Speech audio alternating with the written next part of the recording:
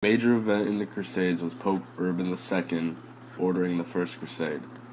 On November 27, 1095, Pope Urban II made perhaps the most influential speech in the Middle Ages, giving rise to the Crusades by calling all Christians in Europe to war against Muslims in order to reclaim the Holy Land. By the end of the 11th century, the Holy Land, which is now referred to as the Middle East, had become a point of conflict for European Christians. Since the 6th century, Christians frequently made pilgrimages to the birthplace of their religion, but when the Turks took over the Jerusalem, Christians were barred from the holy city.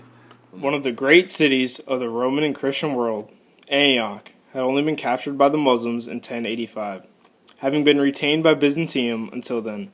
Its capture was key to the success of the First Crusade. Without control of Antioch, the Crusaders could not have moved on to Jerusalem.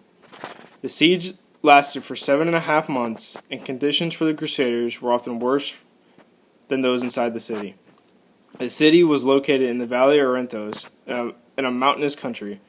The city itself was on the valley floor, with the citadel high on the mountains above the city, but contained within the city walls. The Crusaders put a blockade in place, building 3 siege towers, and settled down for a long siege. For my topic about the Crusades, I'm going to be talking about the Saladin tithe. This was used as a way to fund the Third Crusade after the Sultan of Egypt, Saladin, overtook the city of Jerusalem. Upon hearing the fall of Jerusalem to Saladin, King Henry II of England and King Philip Augustus of France both took the cross and vowed to liberate the Holy City.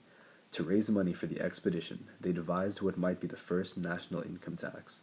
The Saladin tithe was, as its name implies, a tax of a tenth of the value of all movable properties and revenues upon all those not going on the crusade.